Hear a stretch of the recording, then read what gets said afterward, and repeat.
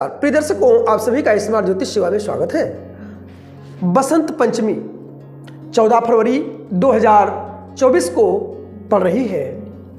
ये जो बसंत पंचमी है इसको हम अनबूझ मुहूर्त भी कहते हैं, क्योंकि इस दिन कोई भी कार्य किसी से बिना पूछे किया जा सकता है। माघ की अमावस्या के बाद प्रतिपदा तिथि से गुप्त नवरात्र प्रारंभ होते हैं और ये गुप्त नवरात्र ठीक उसी प्रकार होते हैं जैसे चैत्र अथवा कुंवर माह के पड़ते हैं। अब इन गुप्त नवरात्रों में जो पंचमी तिथि है ये बसंत पंचमी मानी जाती है। नवरात्रों की ही बसंत पंचमी है। इस दिन बहुत लोग बहुत तरह के लोग प्रयोग करते हैं, क्योंकि इसका बड़ा महत्व है। बसंत पंचमी के दिन प्रमुख रूप से विद्यार्थियों के लिए तो बहुत ही बड़ा दिन होता है। ये इस दिन किसी भी दिव्य प्रयोग को विद्यार्थी कर सकते हैं। एक दिव्य प्रयोग यहां हम दे रहे हैं जो खासकर विद्यार्थियों के लिए तो महाप्रयोग है ये, और इसके अलावा छोटे बच्चों से लेकर बुजुर्गों तक सबके लिए ये प्रयोग लाभप्रद है। अब इसमें सबसे पहले सुन लीजिए आपको करना क्या है। इस दिन प्रातःकाल ब्रह्म मुहूर्त में अवश्य ही उठ जाएं और प्रातःकाल ब्रह्म मुहूर्त में उठ करके सबसे पहले आपको मौन रहना है, बोलना किसी से भी नहीं है। अपनी ऊर्जा को बचाना है, संरक्षित करना है। सफेद अथवा पीले वस्त्र इस दिन पहनने हैं। पीली मिठाई, पीला फूल, केसर, पीला चंदन, हल्दी, ये सामान अपने पास पहले ही व्यवस्था करके रख लेना है। पीला पुष्प अगर घर में है तो उसे आप रख ले, नहीं मिलता है तो गुलाब का फूल भी चलेगा, और पीला चंदन नहीं मिलता है तो उसकी जगह हल्दी और केसर का प्रयोग भी आप कर सकते हैं। इसको छोड़कर आपके पास आपके अगर विद्यार्थी हैं तो अपनी पढ़ने की पुस्तकें, जो भी महत्वपूर्ण कोई भी पुस्तक हो या जिस विषय में आपको कमजोरी महसूस हो रही हो वो पुस्तक, और अगर आप बड़े हैं, आप धर्म की तरफ जा रहे हैं यानी आध्यात्म को मानने वाले हैं, तो आप कोई भी धार्मिक पुस्तक रख सकते हैं। रामायण, वेद, शास्त्र, पुराण, कोई भी पुस्तक अपने पास रख लें, किंतु एक पेन जरूर साथ में रखिए और वो पेन नया होना चाहिए। उसको बिल्कुल भी नया जब खरीदे तो उससे कुछ भी लिखे नहीं। और छोटे बच्चों के लिए अगर ये प्रयोग कर रहे हैं तो उनके लिए पेंसिल और कॉपी आप रख सकते हैं, लेकिन नई ही होनी चाहिए, कोरा। अब एक मंत्र हम यहां पर बता रहे हैं। इस मंत्र को भी एक सफेद कागज पर लिख करके अपने पास पहले से ही रख ले या लगा ले, जहां पर आपको ये पूजा करनी है, ये प्रयोग करना है, जिससे ये मंत्र आप भूले ना। हम मंत्र दे रहे हैं, ओम ऐं सरस्वते ऐं नमः। ये ऐं जो शब्द है ये माता सरस्वती का बीज मंत्र है। ये पूरा माता सरस्वती का बहुत ही दिव्य मंत्र है। कहीं कहीं इसे आप ओम ऐं वाग्वादिनी ऐं नमः के नाम से भी पाएंगे, किंतु दोनों में से कोई भी एक मंत्र आप ले सकते हैं। और भी कई मंत्र हैं, लेकिन मैं जो दे रहा हूं ये सबके लिए बहुत ही प्रभावशाली मंत्र है। इसे ही इस दिन प्रयोग करें, क्योंकि इसमें बीज मंत्र ऐं वो साफ साफ स्पष्ट रूप से 2 बार दिया गया है। अब ये प्रयोग उनके लिए भी है जिनके बच्चे ज्यादातर मोबाइल चलाते रहते हैं, पढ़ते नहीं है, कहना नहीं मानते हैं, छोटी छोटी बात पर बिगड़ जाते हैं, बहुत लड़ाई झगड़ा करते हैं, जो नशा आदि भी करते हों, उनके लिए भी ये प्रयोग है जो हम बताने जा रहे हैं। तो प्रातःकाल सबसे पहले उठ करके स्नान करके श्वेत अथवा पीले वस्त्र आप इस दिन पहनेंगे।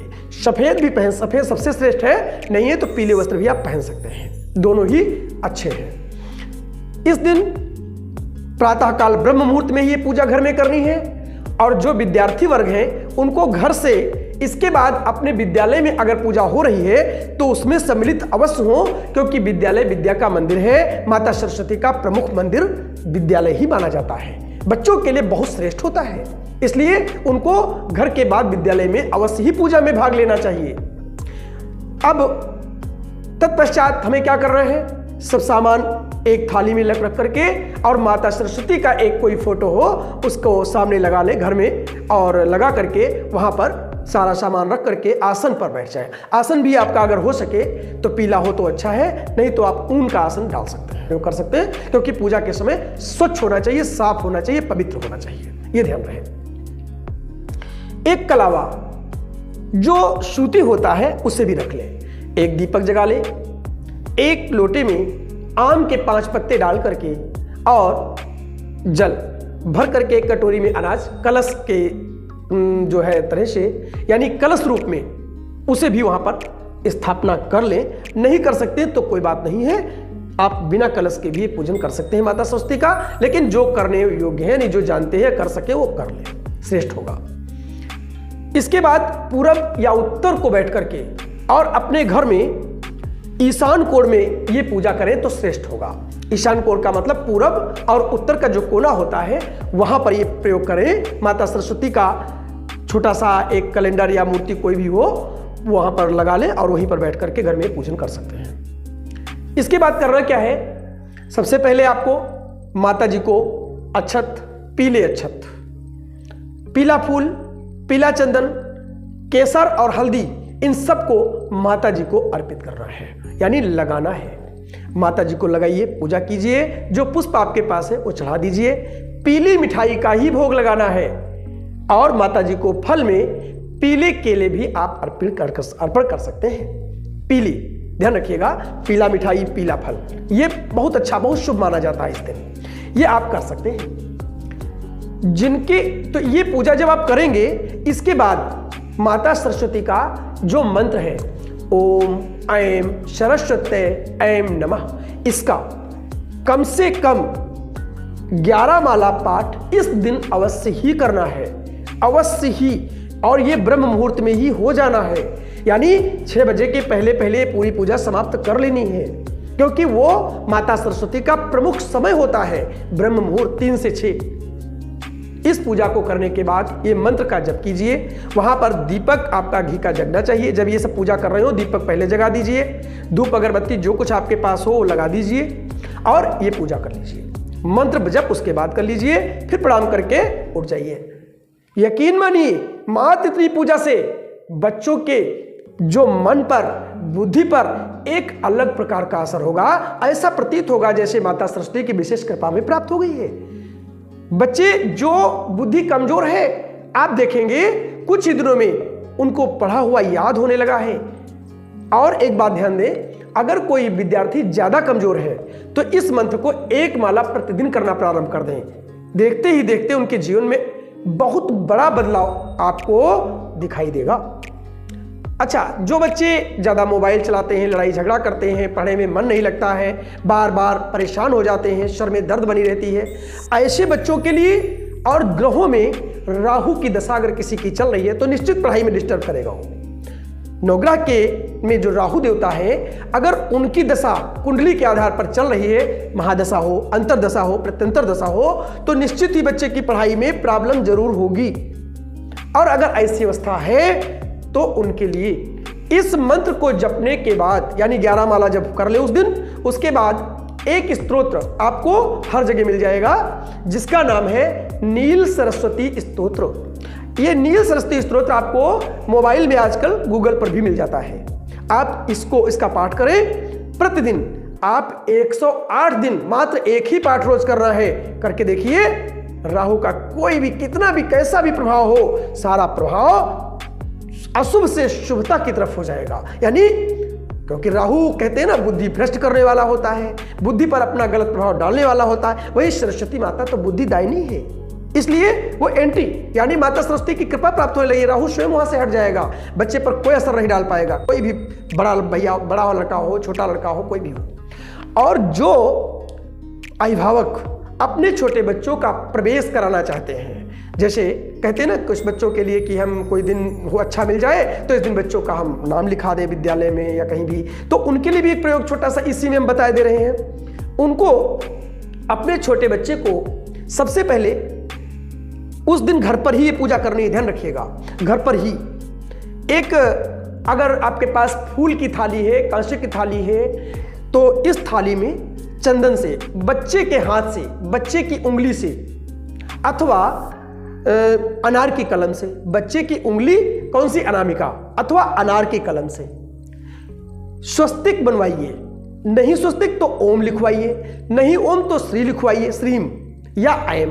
ये 4 शब्द बताए हैं, या तो स्वस्तिक, या तो ओम, या तो श्रीम, या तो ऐम। इन 4 में से कोई एक शब्द लिखवाइए और लिखवाने के बाद उसी पर बच्चे के हाथ से एक पुष्प चढ़ाइए और जो पूजा माता पिता या घर के अन्य लोग कर रहे हैं उस पूजा का बाद में बच्चे के नाम से अक्षत पुष्प चढ़ा दें। बच्चे के हाथ से ओम श्रीम ऐम या स्वस्तिक ही बनाना है, वही श्रेष्ठ है इस दिन। और सादे कागज पर बच्चे के हाथ से ओम श्रीम या ऐम इनमें से कोई एक लिखवाएं। और घर में शहद अगर उपलब्ध है, नहीं है तो पहले से व्यवस्था बना लीजिए। उस शहद से अनार की कलम से बच्चे की जीभ पर इसी दिन प्रातः काल ही प्रयोग करना है, ध्यान रहे ब्रह्म मुहूर्त में ही प्रयोग करना है। बच्चे की जीभ पर ओम श्रीम या ऐम 3 में से कोई एक अक्षर शहद से अनार की कलम से बच्चे की जिह्वा पर इसे लिखना है मात्र, और कुछ नहीं करना है। आप इतना लिखिए और जिस कागज पे लिखवाया है वो कागज बच्चा का जो बैग होगा उस बैग में कोई किताब हो, कोई कॉपी हो या बच्चे के बैग हो, बस उसमें उसको रख देना है कुछ दिन के लिए, 2 4 6 8 दिन के लिए रख देना है। इसके बाद उठा करके उसको जैसे अन्य पूजा पाठ की आप प्रवाहित करते हैं ऐसे प्रवाहित करवा सकते हैं, कोई दिक्कत नहीं। कुछ दिन के लिए उसके प्रारंभ में रख देना उसके बस्ते में वो कागज जिसपे ओम श्रीम या ऐम लिखवाया है। बस इतना काम आप करिए और फिर आप देखिए निश्चित ही आपका बच्चा, अगर ओम लिखते हो या श्रीम लिखते हो या ऐम लिखते हो, इन तीनों का बहुत बड़ा असर है। बिल्कुल निश्चित ही बच्चा आपका विद्वान होगा, भक्त होगा और अपार माता लक्ष्मी की भी उसको कृपा प्राप्त होगी, यानी हर गुणों से संपन्न आपका बच्चा। उम्मीद करता हूं आपको इससे लाभ मिलेगा। एक बात और रह गई, वही बता देते हैं। जैसे कोई बच्चा उच्च शिक्षा की तैयारी कर रहे हैं, नौकरी जॉब आदि की तैयारी कर रहे हैं ना, तो और किन्हीं कारणवश बार बार वो असफल हो जाते हैं, रह जाते हैं, तो उन्हें भी इस दिन यानी बसंत पंचमी के दिन किसी धार्मिक स्थल पर जाकर के धार्मिक पुस्तक का दान करना चाहिए। उच्च शिक्षा के लिए है ये बात। धार्मिक पुस्तक जैसे रामायण है, कोई पुराण है, वेद है, शास्त्र है, कोई भी पुस्तक धार्मिक हो उसका दान करें और वो भी पीले वस्त्र पर वो पुस्तक रख के तब दान करें। आप विश्वास मानिए, यकीन मानिए, आपको उच्च शिक्षा में बड़ा लाभ प्राप्त होगा, माता सरस्वती की विशेष कृपा प्राप्त होगी। और केसर का टीका अगर हो सके तो हल्दी और केसर मिक्स करके भी आप टीका प्रतिदिन माता को लगाने के बाद अपने लगा सकते हैं। और ये पूजा करने के जब पूजा करें तो माता जी को जब टीका लगाएं उसके बाद अपने मस्तक पे जरूर लगाएं, इसका ध्यान रखें, क्योंकि वो माता जी का टीका जो होता है वो प्रसाद रूप में ही लगाया जाता है। और फिर केसर और चंदन का टीका जो आप लगा रहे हैं मस्तक पर, ऑटोमेटिक मस्तक को शीतल करने वाला होता है, तो लाभ तो मिलेगा ही और माता जी की कृपा भी आपको प्राप्त होगी। तो ये जो दिव्य प्रयोग मैंने बताया, उम्मीद करता हूं आपको अच्छा भी लगेगा और लाभ भी मिलेगा। आप इसको जरूर कीजिए और लोगों को, जो बच्चे कमजोर हैं या जो पढ़ना चाहते हैं या बुद्धि कमजोर है, उनको भी आप ये बता सकते हैं, किसी के पास शेयर भी कर सकते हैं, जिससे लोगों को हमारी जानकारी ये मिल सके। और मैं चाहता हूं कि ज़्यादा से ज़्यादा लोगों को ये लाभ प्राप्त हो।